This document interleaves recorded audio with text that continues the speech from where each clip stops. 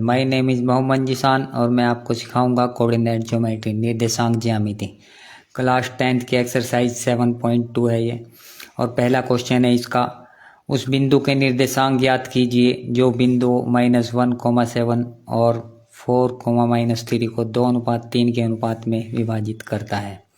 निर्देशांक कोऑर्डिनेट को कहते हैं। तो ये ऐसे होता है, एक पॉइंट अगर यहाँ पे है, दूसरा यहाँ पे है, और इनको मिलाने वाला अगर इनको आपस में मिला दें तो ये एक रेखाखंड बन जाता है और इसको कहते हैं लाइन सेगमेंट, रेखाखंड को। इस पॉइंट को अगर हम ए माने, इसको बी माने, इसके कोऑर्डिनेट निर्देशांक हमको दिए गए हैं। और ये जो तीसरा पॉइंट आता है यहाँ पे, ये इसको जिस रेशो में डिवाइड करता है, जिस अनुपात में डिवाइड करता है, वो हमको दिया गया है 2:3। तो हमको इस तीसरे बिंदु के, इसको अगर हम P माने, इसके कोऑर्डिनेट, इसके निर्देशांक निकालने हैं। तो इसको निकालने के लिए जो अंतः विभाजन का फॉर्मूला होता है, अगर अंतः विभाजन क्वेश्चन में ना भी लिखा हो तो फिर अंतः विभाजन का ही हमको यहाँ पे सूत्र लगाना है। इंटरनल डिवीजन कहते हैं जिसको। इंटरनल डिवीजन का हमारा फॉर्मूला होता है, इंटरनल डिवीजन का फॉर्मूला ये होता है, अंतः विभाजन करने वाले बिंदु के निर्देशांक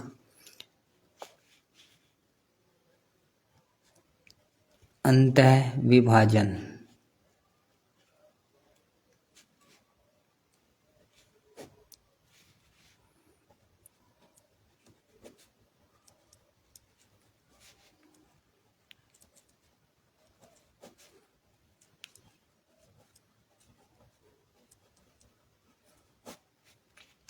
तो फॉर्मूला इसका ये होता है m1x2 प्लस m2x1 और upon m1 plus m2।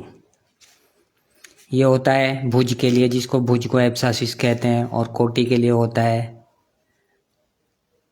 m1y2 plus m2y1 और अपॉन m1 प्लस m2।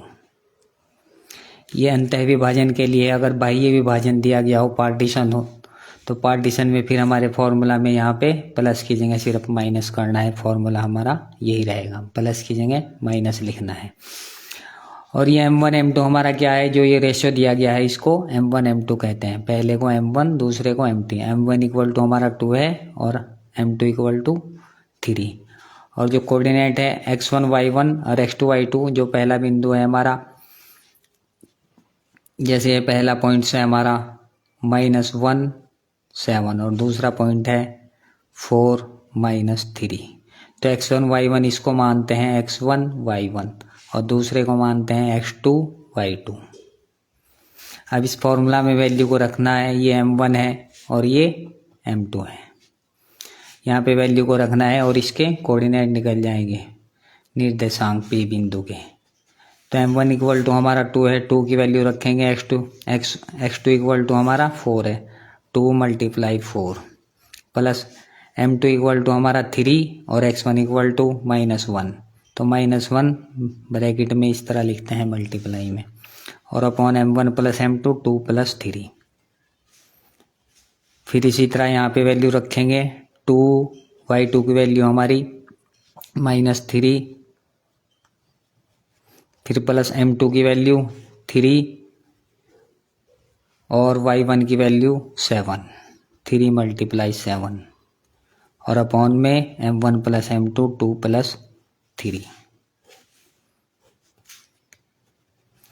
तो 2 की 4 की मल्टीप्लाई 8 और 3 की जब -1 में मल्टीप्लाई होगी तो ये -3 हो जाएगा, और 2 + 3 नीचे 5। और इसी तरह 2 की -3 की जब यहाँ पे मल्टीप्लाई होगी ये -6 हो जाएगा, और 3 की और 7 की 21 और अपॉन 5। तो 8 में से जब 3 जाएगा ये बचेगा हमारा 5/5, और ये हो गया -6 + 21, तो यह आएगा हमारा +15। यानी प्लस का बड़ा है, माइनस का छोटा है। 21 में से 6 को माइनस करेंगे तो 15/5, और 5/5 आएगा हमारा 1, और 15/5 आएगा हमारा 3। तो हमारा जो बिंदु आ गया वो पी के बिंदु जो हमको निकालने थे कोऑर्डिनेट निर्देशांक वो है 1,3। अब नेक्स्ट क्वेश्चन है, नीचे लिख सकते हैं अतः वांछित बिंदु हैंस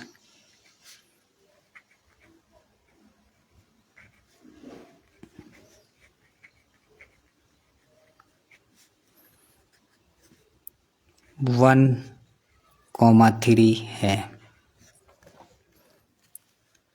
तो अब नेक्स्ट क्वेश्चन है हमारा क्वेश्चन नंबर 2 है ये, बिंदुओं 4,-1 और -2,-3 को जोड़ने वाले रेखाखंड को समत्रिभाजित करने वाले बिंदुओं के निर्देशांक ज्ञात कीजिए। जब एक से अधिक किसी रेखाखंड के लाइन सेगमेंट के भाग हो जाते हैं तो उसको इक्वली डिवाइडेड कहते हैं। तो यहाँ पे ये 2 पॉइंट्स दिए गए हैं और ये इस तरह से मिलाए जाएंगे। पहला पॉइंट है 4-1 और दूसरा है -2-3।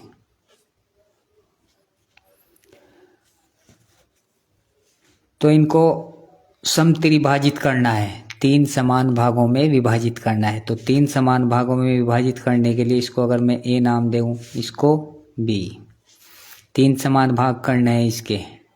पहला ये यानी कि बीच में 2 पॉइंट्स आएंगे, 2 बिंदु आएंगे 3 समान भाग करने के लिए। अब ये 3 भाग हो गए, 1 2 3। इसको अगर हम 1 माने, ये भी 1 ये भी 1, यानी कि यहाँ से यहाँ तक इसको P बिंदु मान लेते हैं और इसको Q मान लेते हैं। तो इसके P बिंदु के और Q बिंदु के हमको निर्देशांक निकालने हैं, कोऑर्डिनेट निकालने हैं। और वो किस तरह से निकालेंगे, जब ये 3 समान भाग हो गए तो हम इसको 1 मानेंगे, इसको 1 मानेंगे, इसको 1 मानेंगे। जब P पॉइंट्स की बात करेंगे, P बिंदु की बात करेंगे तो इसको 1 और ये यहाँ से यहाँ तक हमारा 1 और 1 2 हो जाएगा, यानी कि 2। तो M1 इक्वल टू हमारा यहाँ से 1 होगा और M2 इक्वल टू हमारा 2 होगा। और x1 y1 हमारा यही रहेगा, ये x1 ये y1 और ये x2 ये y2। और अंतः विभाजन वाला ही यहाँ पे हमको फॉर्मूला लगाना है, सूत्र लगाना है, क्योंकि क्वेश्चन में अगर दिया हो बाह्य विभाजन तभी बाह्य विभाजन का हमको फॉर्मूला यूज करना है। और वैसे भी क्वेश्चन से पता लग रहा है कि इसको आंतरिक रूप से ही विभाजित किया जा रहा है जब इसके 3 बराबर भाग किए जा रहे हैं। अगर बाह्य विभाजन में फिर क्वेश्चन अलग टाइप से आएगा, लिखा हुआ भी आएगा कि बाह्य विभाजन हो रहा है। तो अंतः विभाजन का भी पिछले क्वेश्चन में जो मैंने फॉर्मूला बताया वही यहाँ पे लगाना है। P बिंदु के निर्देशांक के लिए P लिखेंगे और equal to M1 x2 plus M2 x1 और अपॉन M1 प्लस M2। ये तो हो गया भुज के लिए जो एब्सासिस होता है। और कोटि ऑर्डिनेट के लिए हमारा M1 y2 plus M2 y1 और अपॉन M1 प्लस M2। अब इसमें वैल्यू को रखना है। M1 की वैल्यू है हमारी 1 और x2 की वैल्यू है हमारी -2। तो -2 को पैरेलल में ब्रैकेट में इस तरह से मल्टीप्लाई में लिखते हैं, प्लस M2 की वैल्यू है हमारी 2 और x1 की वैल्यू है हमारी 4। तो 4 को इस तरह ब्रैकेट में भी लिख सकते हैं, नहीं तो मल्टीप्लाई गुणा का निशान लगाएंगे। और अपॉन में M1 प्लस M2 यानी 1 प्लस 2। इसी तरह से यहाँ पे वैल्यू को रखेंगे। 1 मल्टीप्लाई y2 की वैल्यू है हमारी -3 और प्लस M2 की वैल्यू 2 और y1 की वैल्यू -1। इस तरह से पैरेलल में लिख सकते हैं। और upon M1 plus M2 1 plus 2।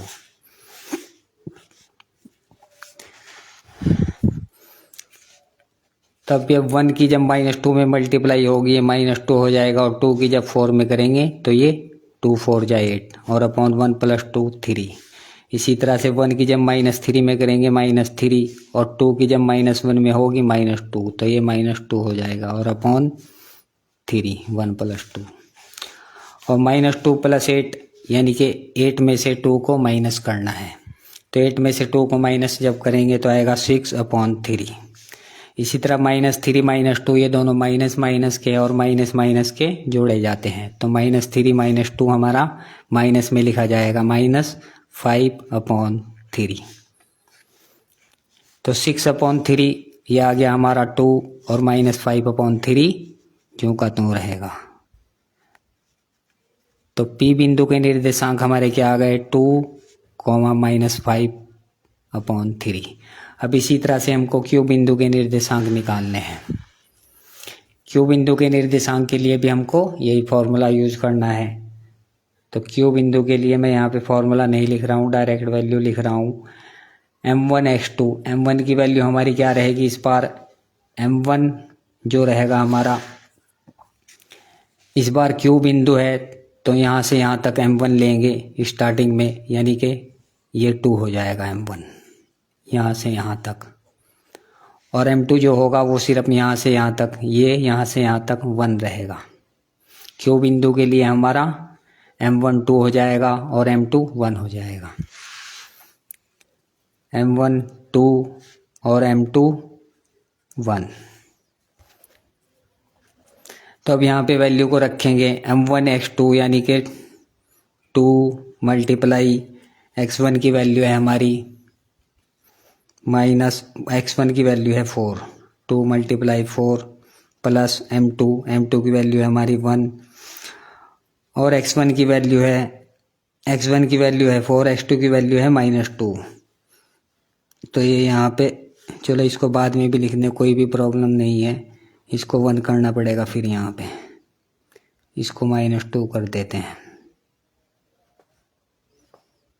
M1 x2 की वैल्यू है हमारी -2 और ये 1 मल्टीप्लाई 4 और अपॉन M1 प्लस M2 हो जाएगा 2 + 1। इसी तरह से यहाँ पे M1 की वैल्यू है हमारी 2 और y2 की वैल्यू है 3 -3 और प्लस M2 की वैल्यू और y1 की वैल्यू है हमारी -1 और अपॉन में लिखेंगे M1 प्लस M2 2 + 1। तो 2 की जब -2 में मल्टीप्लाई होगी ये होएगा हमारा -4 और +4 और अपॉन में आएगा 2 + 1 3। इसी तरह 2 की -3 में जब करेंगे ये हो जाएगा -6 और ये प्लस की 1 की -1 की जब मल्टीप्लाई होगी ये -1 हो जाएगा और अपॉन 3। तो -4 + 4 ये 0 हो गया, ये 0/3 हमारा क्या होगा 0 हो जाएगा। तो ये 0 हो गया और ये -6 और -1 ये हो गया -7/3, यानी कि जो भुज है हमारा वो 0 है और कोटि हमारा -7/3, एब्सिस 0 और ऑर्डिनेट 7 -7/3। तो दोनों पॉइंट्स के निर्देशांक हमने निकाल दिए हैं। अब नेक्स्ट क्वेश्चन करते हैं कि एक आयताकार मैदान दिया गया है, रेक्टेंगल टाइप फील्ड है। अब रेक्टेंगल क्या होता है, आयत को रेक्टेंगल कहते हैं। ये इस तरह से एक रेक्टेंगल टाइप दिया गया है और इसमें चूने से परस्पर 1 मीटर की दूरी पर स्लॉट बनाए गए हैं। अब रेक्टेंगल को मैंने खड़ा बनाया है, ये A B C D और इसमें इधर 1 मीटर की दूरी पर 10 पंक्तियां बनाई गई हैं और इधर 1 मीटर की दूरी पर 100 गमले रखे गए हैं। तो जब 1 मीटर की दूरी पर रखे गए हैं, ये यहाँ से यहाँ तक 100 मीटर है पूरा और इधर 10 मीटर तक दिया है। 1 मीटर की दूरी पर स्लॉट बनाए गए हैं। तो इसमें हमको यह बताना है कि एक लड़की है जो इधर को पंक्तियां हैं और इधर गमले रखे गए हैं। तो एक लड़की दूसरी पंक्ति से इसके जो 100 गमले रखे गए हैं इसके 1/4 भाग के बराबर दूरी पर दौड़ती है। 100 मीटर के 1/4 भाग तक दूरी दौड़ती है और वहाँ पर एक झंडा गाड़ के आती है, दूसरी पंक्ति से जाती है वो 1 2 3 दूसरी पंक्ति से जाती है एक लड़की और 100 मीटर के 1/4 भाग तक जाती है और एक वहाँ पे झंडा गाड़ के आती है। हम ये मान लेते हैं वो यहाँ पे गाड़ के आती है 1/4 भाग। तो 100 मीटर का 1/4 भाग निकालना है हमको यहाँ पे और फिर हमको पता लग जाएगा कि ये पॉइंट्स कहाँ पर है। इसी तरह से एक दूसरी लड़की है जो 8वीं पंक्ति से जाती है, 8वीं पंक्ति से और 100 मीटर के 1/5 भाग तक जाती है। ये 8वीं पंक्ति हम ये मान लेते हैं। और यहाँ से 100 मीटर के पहले इसको निकालेंगे, इस पॉइंट्स को, तो 100 का 1/4 भाग, यानी 100 का नहीं AD लिखेंगे पूरा, AD का 1/4 भाग। तो AD का हमारा 1/4 भाग क्या होगा, हमारा 100 का 1/4, 100/4, ये हो गया हमारा 25। 100 को जब 4 से डिवाइड करेंगे तो आएगा हमारा 25। और दूसरी लड़की जो 8वीं पंक्ति से जाती है तो वो इसका AD का 1/5 भाग जाती है, AD का A से D तक की दूरी का 1/5 भाग, तो हो जाएगा हमारा 100/5 और 100 को जब 5 से डिवाइड करेंगे ये आएगा 20। तो पहली लड़की जो दूसरी पंक्ति से जाती है और AD का 1/4 भाग जाती है, यानी कि ये हो गया हमारा XX, इसको XX मानेंगे, और ये हो गया हमारा YX। तो XX पर हमारा क्या होता है, ये पॉइंट्स हैं, यानी कि बिंदु हमारा क्या बन जाएगा यहाँ पे XX पर, पहले XX वाला लिखते हैं। तो जब दूसरी पंक्ति से जा रही है लड़की तो XX पर हमारा दूसरी पंक्ति से जा रही है, X = 2 हो गया। और Y ये होता है YX, तो YX पर वो 100 के 1/4 भाग तक जाती है, 1/4 भाग हमारा 25 आया है, तो Y की वैल्यू आ गई हमारी 25। यानी जो भुज है हमारा एब्सिस है वो 2 हो गया और जो कोटि है ऑर्डिनेट वो 25 हो गया। इसी तरह से दूसरा पॉइंट्स निकालेंगे जो दूसरी लड़की के लिए है। दूसरी लड़की के लिए क्या है, वो 8वीं पंक्ति से जाती है, तो जो भुज होगा हमारा वो 8 हो जाएगा और कोटि ऑर्डिनेट हमारा जो 1/5 भाग जाती है, यानी कि 20 हो गया। तो 2 पॉइंट्स हमारे ये निकल गए। अब एक तीसरी लड़की है, वो हम ये मान लेते हैं 1/5 भाग जो निकाला है 25 से कम है 20, तो वो इससे थोड़ा सा नीचे होगा। अब 8 पंक्ति में जाती है तो इसके साइड यहाँ इक्वल होगा। अब इन दोनों को अगर हम मिला दें तो एक तीसरी लड़की है जो हमको ये मालूम नहीं है कि किस पंक्ति से चलना प्रारंभ करती है, और इसके बीचों बीच एक झंडा गाड़ के आती है। वो भी पहली लड़की यहाँ पे झंडा गाड़ती है और दूसरी यहाँ पे, और एक तीसरी लड़की इन दोनों के बीचों बीच झंडा गाड़ती है। तो उस तीसरे बिंदु के हमको निर्देशांक निकालने हैं। वो थर्ड पॉइंट हमारा क्या होगा, तो लड़की हमको यह बताना है कि किस जगह पर झंडा गाड़ के आती है। तो उसके निर्देशांक हम किस तरह निकालेंगे, जब इन दोनों बिंदुओं के बिल्कुल इस रेखाखंड के बीचों बीच वो झंडा गाड़ के आती है, तो ये इसका मध्य बिंदु हो गया। तो हमको यहाँ पे मध्य बिंदु के निर्देशांक निकालने हैं, तो इसको हम P मानेंगे और यहाँ पे लिखेंगे मध्य बिंदु, मिडिल पॉइंट,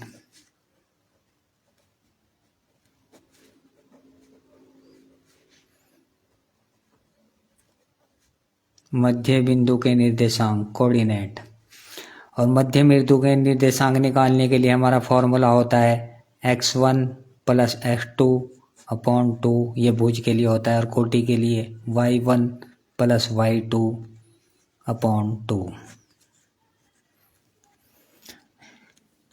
तो इसमें वैल्यू को रखना है। x1 हमारा ये हो जाएगा 2, x1 y1 पहला बिंदु, और दूसरा हो जाएगा x2 y2। तो इन दोनों बिंदुओं के मध्य बिंदु निकालना है बस हमको। तो x1 हमारा है 2, तो ये हो गया 2 + 8/2, और दूसरा है y कोटि के लिए y1 + y2 यानी कि 25 + 20/2।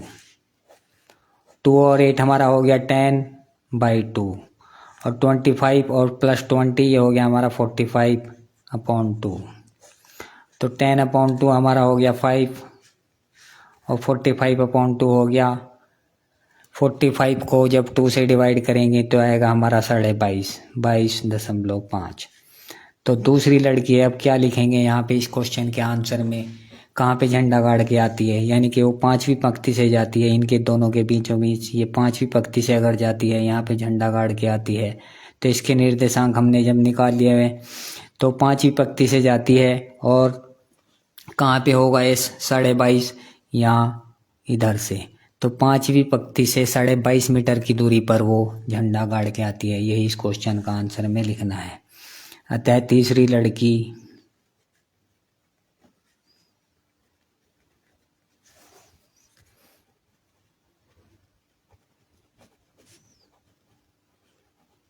पांचवी पंक्ति से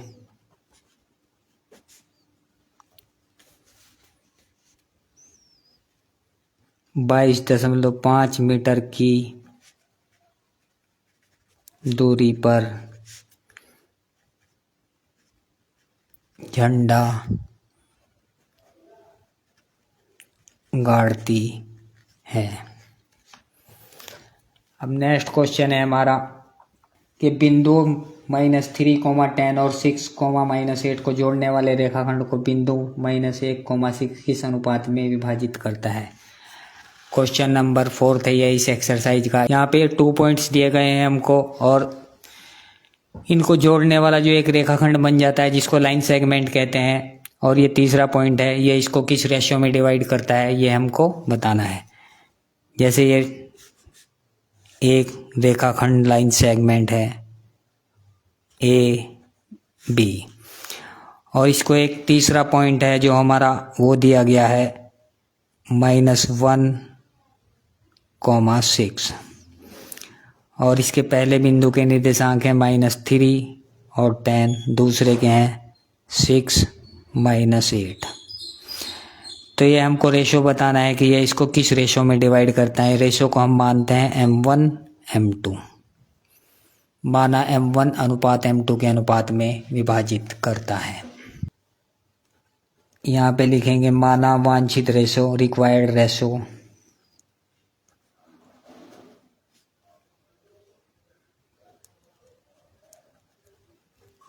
वांछित अनुपात M1/M2 है। तो ये P बिंदु हो गया जो हमारा। इसके निर्देशांक कैसे निकालते हैं, वही अंतः विभाजन वाला फॉर्मूला लगाना है जो पीछे क्वेश्चन में भी लगाया है। तो जो x इक्वल टू होता है हमारा, उसको कहते हैं हम भुज। x इक्वल टू हमारा होता है M1x2 + M2x1 और अपॉन M1 + M2, और x1 y1 हम इस बिंदुओं को मानते हैं x1 y1, और ये दूसरा पॉइंट होता है जो रेखाखंड का, इसको मानते हैं x2 y2। तो यहाँ पे वैल्यू रखते हैं, x की वैल्यू हमको दिया गया है और इसको मानते हैं x और इसको मानते हैं y, यानी कि जो तीसरा पॉइंट जो इन दोनों, जो इस रेखाखंड को जिस रेशियो में डिवाइड करता है उसके निर्देशांक हमको दिए गए हैं, वो होता है हमारा भुज x और y। तो x की वैल्यू है हमारी यहाँ पे -1, तो यहाँ पे -1 लिखेंगे और इक्वल टू M1 की वैल्यू हमको निकालनी है M1 और x2 की वैल्यू है हमारी 6, तो मल्टीप्लाई 6 प्लस M2 की वैल्यू हमको निकालनी है और x1 की वैल्यू है हमारी -3 और अपॉन में M1 + M2। तो इस M1 + M2 की इधर मल्टीप्लाई होगी -1 में, ये हो जाएगा -M1 -M2 और इक्वल से इधर है हमारा 6M1 और -3M2। अब M1 वालों को एक साइड करेंगे और M2 वालों को एक साइड करेंगे। तो -M1 है तो इसको अगर हम इक्वल से उधर ले जाएंगे प्लस हो जाएगा उधर जाके, और -3M1 को इक्वल से इधर लाते हैं, ये इधर आके प्लस हो जाएगा। तो इधर है हमारा -M2 और +3M2 हो जाएगा और इक्वल से इधर 6M1 और ये जब इक्वल से इधर जाएगा ये हो जाएगा हमारा प्लस m1। तो इधर है -m2 और ये हो गया +3m2, ये तो ये बचेगा हमारा 2m2 और इक्वल टू 6m1 + m1 ये हो जाएगा 7m1। तो अगर हम m1/m2 निकालें यानी कि m2 को इसके अपॉन में ले जाएं, अब ये दोनों मल्टीप्लाई में है तो हम इसको इसके अपॉन में ले जा सकते हैं। m1/m2 हो जाएगा 2/7। ये क्या लिखा हुआ था उधर 7m1 और इक्वल से उधर था 2m2। तो m1/m2 रेशियो हमारा क्या आ गया, m1/m2 आ गया हमारा 2:7 यानी 2:7। तो y इक्वल टू हमारा होता है m1/y2 + m2/y1 और अपॉन m1 + m2। चलो यहीं पे लिखता हूँ, y की वैल्यू हमारी है 6, तो m1 y2 की वैल्यू -8 + m2 y1 की वैल्यू 10 और अपॉन m1 + m2। अब 6 की m1 + m2 में इधर मल्टीप्लाई होगी, जैसे इससे पहले भुज में की थी अभी ऐसे ही कोटि में होगी। तो ये हो जाएगा 6m1 + 6m2 और इक्वल टू -8m1 और +10m2। तो -8m1 को इक्वल से इधर लाएंगे, ये इधर आके प्लस हो जाएगा, ये हो जाएगा हमारा 6m1 + 8m1 और m2 को इधर ले जाएंगे, m1 वालों को एक साइड में और m2 वालों को एक साइड में करेंगे। तो 10m2 -6m2, 6m2 इक्वल से इधर जाके माइनस हो गया। तो 6m1 + 8m1 ये हो गया हमारा 14m1 और 10m2 -6m2 ये हो गया 4m2। तो m1/m2 इज इक्वल टू हमारा कितना आएगा, यानी कि m2 को अगर हम इसके अपॉन में ले जाएंगे तो ये 14 है जो ये इसके 4 के अपॉन में जाएगा। तो m1/m2 हमारा हो जाएगा 4/14 और इसको हम काट सकते हैं 2 से, 2 का पहाड़ा 2 बार और 2 का टेबल 7 बार, ये आ गया हमारा 2/7। यानी कि जो हमारा भुज को लेकर m1/m2 आया था वही कोटि को लेकर आया है। तो हमारा यहाँ पे लिखेंगे अतः वांछित रेशो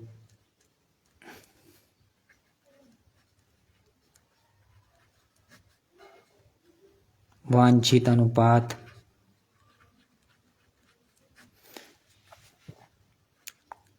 2:7 है। अब आपके लिए भी एक क्वेश्चन है और आपको कमेंट में लिखना है। इससे पहले वीडियो में मैंने बताया था कि मध्य बिंदु के निर्देशांक कैसे निकालते हैं। जो मैथ्स के लवर हैं वही हमारे क्वेश्चन का जवाब दे पाएंगे। और मैं आपको यहाँ पे 2 पॉइंट्स देता हूँ और उनको आपको मिडिल बिंदु बताना है, मध्य बिंदु बताना है क्या होगा। मुझबानी निकल जाता है मध्य बिंदु। जो मैथ्स को करना जानते हैं कोई मुश्किल काम नहीं है। पहला पॉइंट है 6 और 5 और दूसरा पॉइंट है हमारा 4,7 और इसके आपको मिडिल पॉइंट्स मध्य बिंदु के निर्देशांक बताने हैं और आपको कमेंट जरूर लिखना है। मध्य बिंदु के निर्देशांक बताओ। और ये क्वेश्चन नंबर 5 है। वह अनुपात ज्ञात कीजिए जिसमें बिंदुओं A 1,-5 और B -4,5 को मिलाने वाले रेखाखंड x एक्स से विभाजित होता है। इस विभाजन बिंदु के निर्देशांक भी ज्ञात कीजिए। तो जब कोई रेखाखंड को इंग्लिश में लाइन सेगमेंट कहते हैं और यहाँ पे 2 पॉइंट्स दिए गए हैं, हमको पहले इनको मिलाना है और फिर इसको x एक्स यानी x एक्सिस से डिवाइड करना है। और एक्स एक्सिस पर हमारा जो कोटि होता है ऑर्डिनेट वो 0 होता है। और उसको कोटि तो हमारा 0 निकल जाएगा, लेकिन जो भुज है हमारा वो हमको निकालना है। यह भी बताना है स्टार्टिंग में हमको कि वो किस रेशियो में एक्स एक्सिस इन दोनों पॉइंट्स को डिवाइड करता है। पहले रेशियो निकालना है, फिर विभाजन बिंदु के निर्देशांक निकालने हैं। तो जो लाइन सेगमेंट होगा हमारा, रेखाखंड होगा, इस बार वर्टिकल होगा, क्योंकि एक्स एक्स जो हमारा होता है वो हॉरिजॉन्टल होता है, क्षैतिज होता है। ये एक्स एक्स है और ये जो रेखाखंड दिया गया है, 2 पॉइंट्स दिए गए हैं, इसको किसी पॉइंट्स पर काटता है। यह है हमारा x axis, x into x bar. और जो पॉइंट्स दिए गए हैं हमको वो ये और ये हैं, यानी कि पहला पॉइंट्स है हमारा 1, -5 और दूसरा पॉइंट है -4, 5। और ये एक्स एक्सिस इसको विभाजित करता है। तो किस रेशियो में विभाजित करता है ये रेशियो भी हमको बताना है। ये है रेशियो, तो इस रेशियो को हम m1 और m2 मानेंगे। तो m1 m2 की वैल्यू निकालनी है हमको, फिर इस विभाजन बिंदु के निर्देशांक निकालने हैं। तो इसके निर्देशांक निकालने के लिए एक्स एक्स पर हमारा जो कोटि है वो ऊपर को तो बढ़ नहीं रहा, तो कोटि तो हमारा 0 हो गया और भुज हमको निकालना है। तो इस बिंदु के निर्देशांक हमारे क्या होंगे, इसके निर्देशांक हमारे होंगे x, 0, x, 0। जो कोटि है हमारा वो 0 होगा, तो इसके निर्देशांक हमारे ऑर्डिनेट क्या होंगे, x, 0। तो अब हमको पहले तो ये रेशियो निकालना है। तो यहाँ पे हमको अंतः विभाजन वाला फॉर्मूला लगाना पड़ेगा। अंतः विभाजन में क्या होता है, इंटरनल डिवीजन, और इंटरनल डिवीजन का ही फॉर्मूला लगेगा क्योंकि एक्स एक्सिस को डिवाइड कर रहा है। और अगर क्वेश्चन में बाह्य विभाजन हो फिर उसका अलग फॉर्मूला होता है। तो अंतः विभाजन करने वाले बिंदु के निर्देशांक अगर हम इसको P मान ले तो P बिंदु के निर्देशांक हमारे किस तरह निकलेंगे, m1 x2 plus m2 x1। ये अंतः विभाजन में होगा, इंटरनल डिवीजन।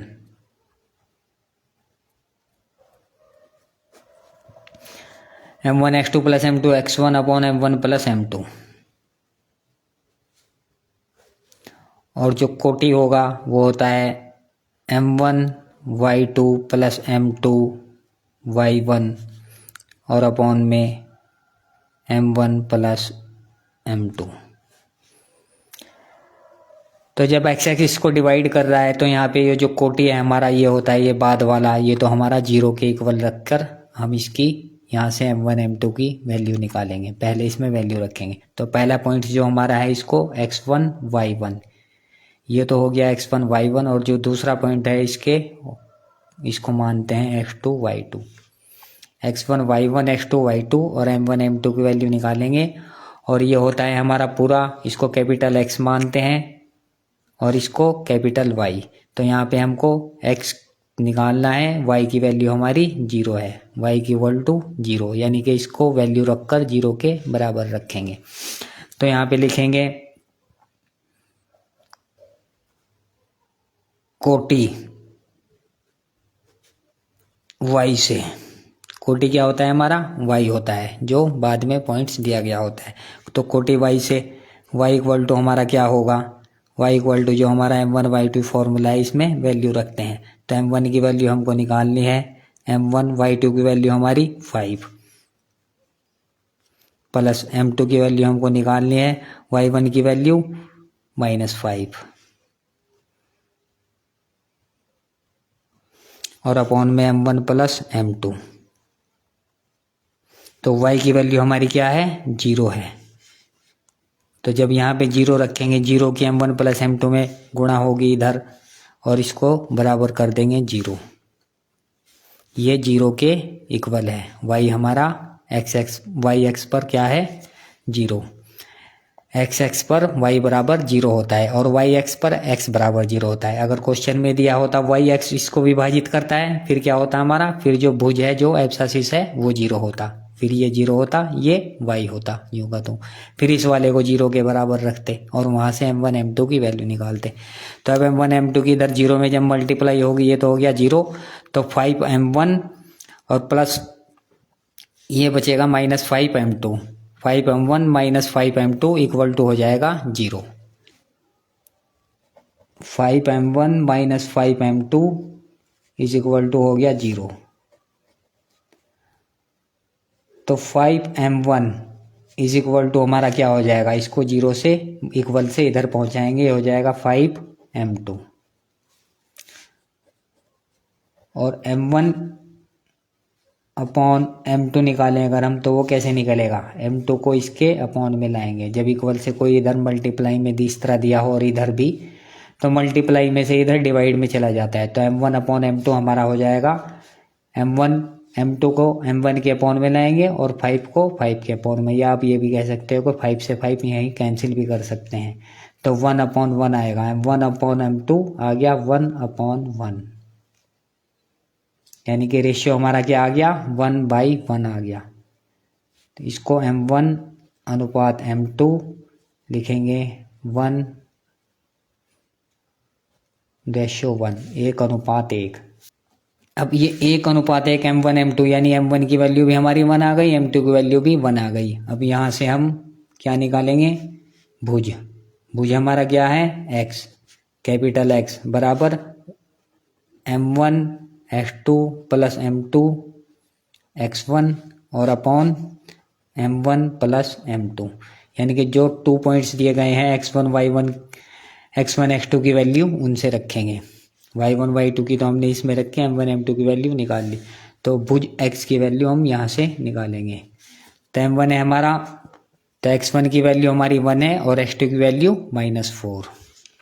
तो 1 × x2 -4 प्लस m2 की वैल्यू 1 और x1 की 1 और upon m1 plus m2 1 + 1, m1 m2 की वैल्यू भी हमारी 1 1। तो -4 की जब 1 में मल्टीप्लाई होगी -4 और 1 और 1 की मल्टीप्लाई 1 और अपॉन 1 + 1 2, तो -4 + 1 ये हो गया हमारा -3/2। तो बिंदु पॉइंट्स हमारा क्या हो गया, अतः वांछित बिंदु,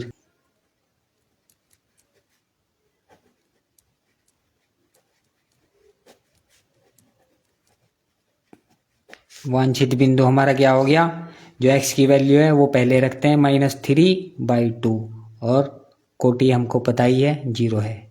कोटि तो हमको क्वेश्चन से ही पता लग गया था कि कोटि हमारा 0 है। यही हमारा आंसर है। और पहला आंसर है हमारा ये m1 m2 1/1 रेशो जो पूछा गया था, अनुपात। अब नेक्स्ट क्वेश्चन है, यदि बिंदु 1,2 4,y x,6 और 3,5 इसी क्रम में लेने पर एक समांतर चतुर्भुज के शीर्षों तो x और y ज्ञात कीजिए। अब ये 4 पॉइंट्स दिए गए हैं, इनमें x और y भी है, दूसरे पॉइंट में y है और तीसरे बिंदु में हमको x दिया गया है।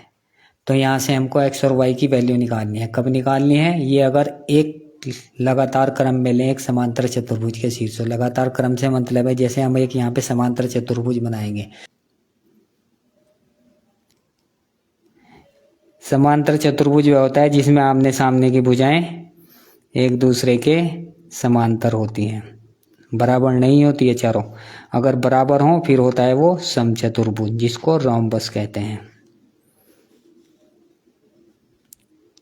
यह है समांतर चतुर्भुज, यानी कि ये भुजा इस भुजा के बराबर और ये इस भुजा के बराबर।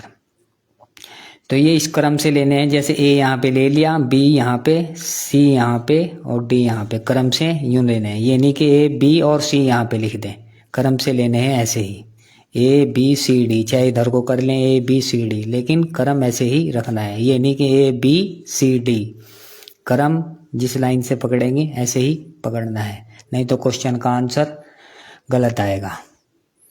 ऐसे ही क्रम पकड़ना है, यहाँ से स्टार्ट किया यूं यूं, या फिर इधर से इधर को भी स्टार्ट कर सकते हैं। तो ये जो 4 पॉइंट्स दिए गए हैं हमको 1 2 4y x6 3 5, तो ये जो समांतर चतुर्भुज होता है, इनके अगर सामने के जो एंगल होते हैं, कोण होते हैं, इनको हम ऐसे मिला दें, इनको विकर्ण कहते हैं और इंग्लिश में कहते हैं डायगोनल्स। तो ये जो समांतर चतुर्भुज के विकर्ण होते हैं ये एक दूसरे को समद्विभाजित करते हैं। समद्विभाजित यानी कि दो बराबर भागों में बांटते हैं। ये भाग इस भाग के बराबर हो जाता है, ये भाग इस भाग के बराबर हो जाता है।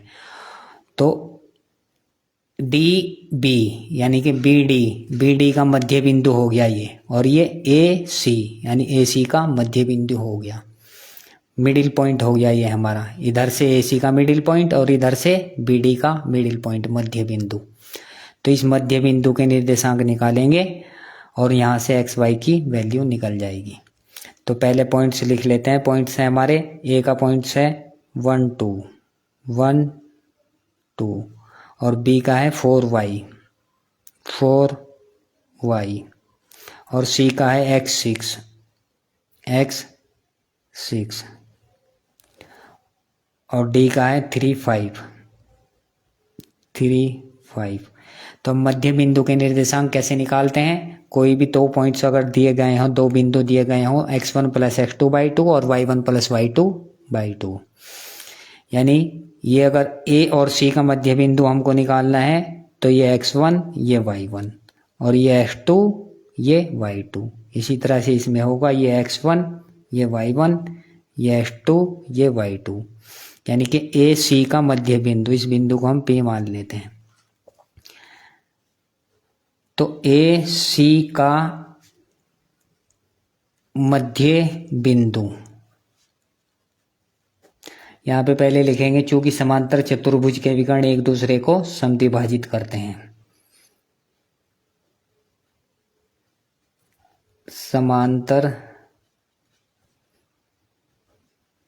चतुर्भुज के विकर्ण एक दूसरे को समद्विभाजित करते हैं। वीडियो को लाइक और शेयर करते हैं।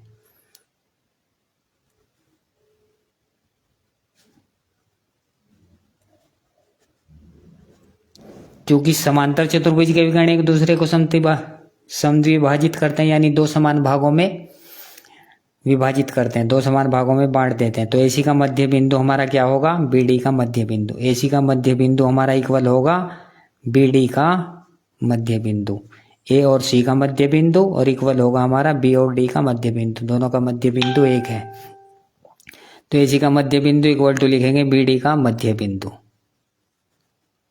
Middle point. तो एसी का मध्य बिंदु कैसे निकालेंगे? x1 + x2/2 और y1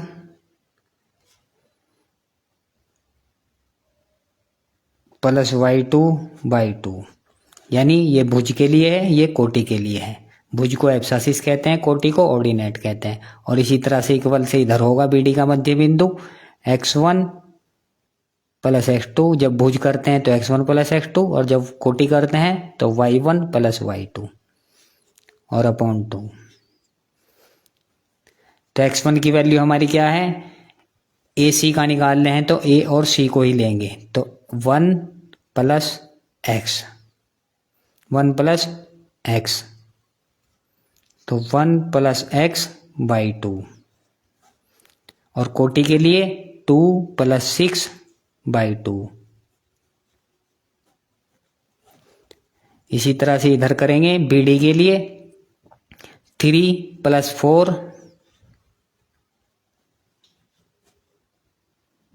4/2 और कोटि के लिए 5 + 4 5 + y 5 + y/4/2 सॉरी। तो अब क्या होगा? जो कोटि होगा हमारा उसको कोटि के इक्वल रखेंगे, और जो भुज है भुज के इक्वल रखेंगे, और कोटि को कोटि के इक्वल रखेंगे। भुज एब्सासिस को एब्सासिस के इक्वल और ऑर्डिनेट को ऑर्डिनेट के इक्वल रखेंगे, यानी कि 1 + x/2 हमारा किसके इक्वल होगा? 3 + 4। 1 + x तो हमारा यूं का तो रहेगा 1 + x/2, और ये 2 + 6 ये हो जाएगा 8/2। 8/2 को हम 4 लिख सकते हैं। और इसी तरह से इधर करेंगे 3 + 4 7/2 और ये 5 + y/2 इसको ज्यों का तो लिखेंगे 5 + y/2। और अब क्या करेंगे, कोटि को कोटि के इक्वल रखेंगे और भुज को भुज के इक्वल रखेंगे। तो पहले भुज ले लेते हैं 1 + x/2 = 7/2।